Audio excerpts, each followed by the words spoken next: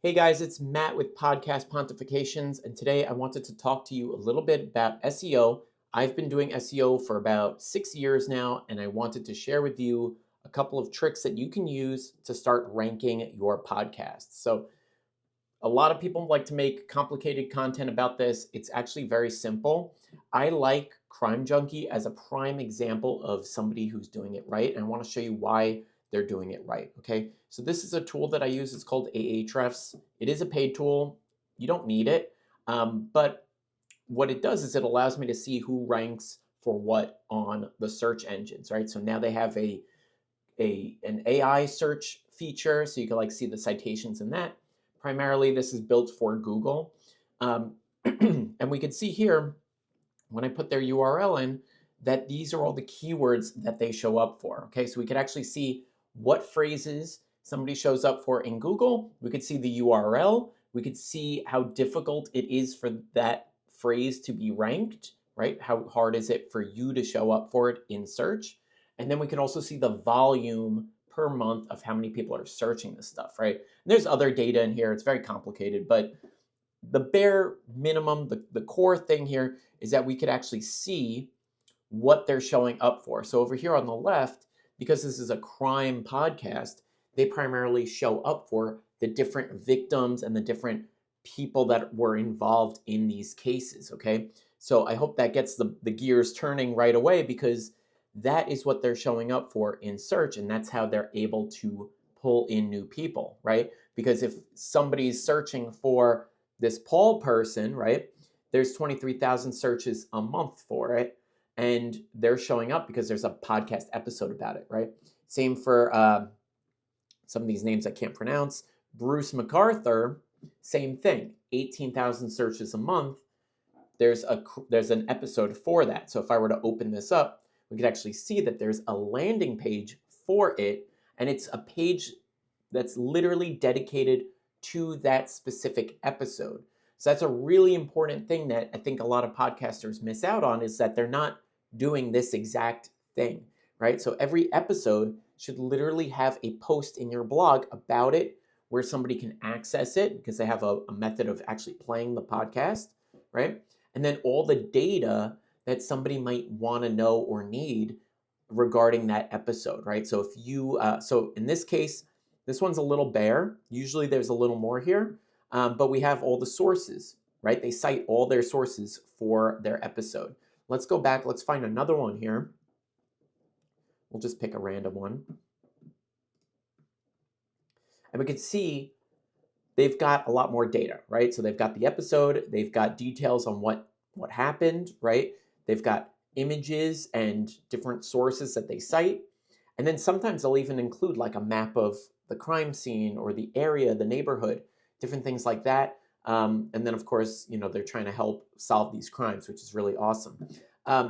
So if you have a podcast that's about cars, right? If you have a specific episode that's about repairing or changing out exhaust systems or anything like that, or if your podcast is about gear, podcasting gear, or about live streaming, right?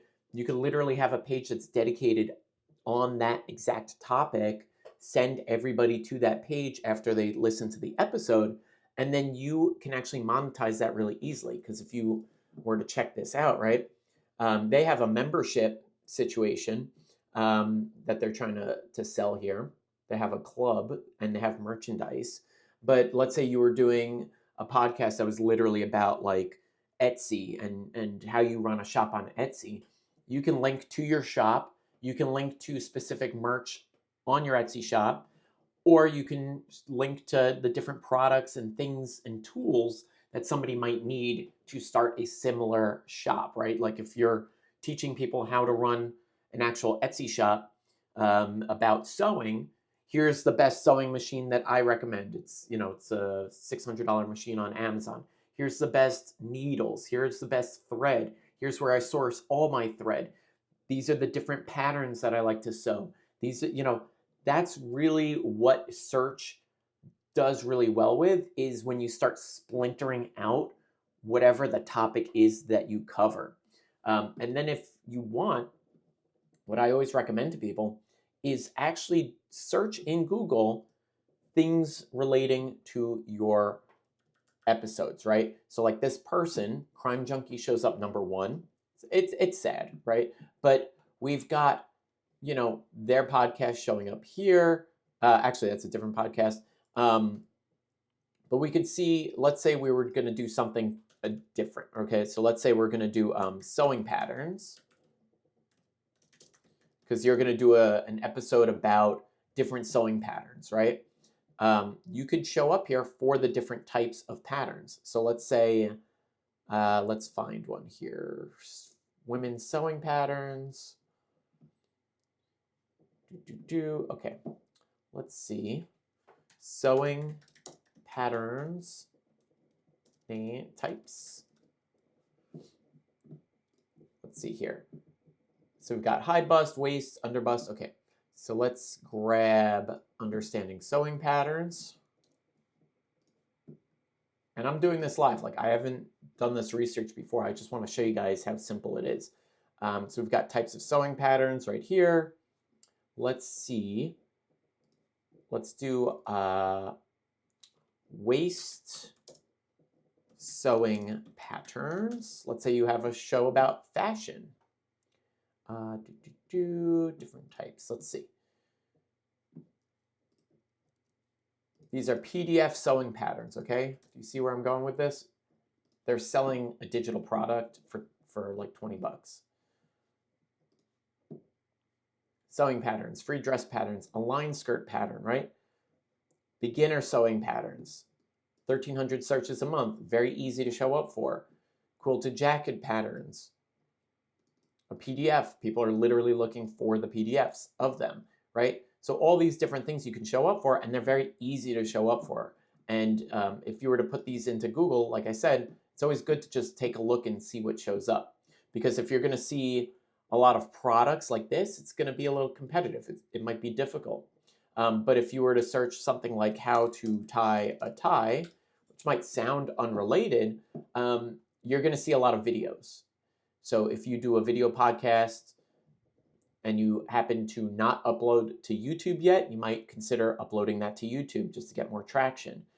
You can see here different social media, right? So we've got Facebook here, we've got Shorts, we've got Instagram, right? We've got Reddit. So these are all the different avenues that you could start pulling in traffic with, and then getting yourself some new podcast listeners. So I hope you guys found this useful. I'm actually going to put a link in the description to a page that has tons of information about SEO in 2026. So if you're interested, it's totally free. Click the link below, and thanks for watching. I'll catch you guys very, very soon. Thanks.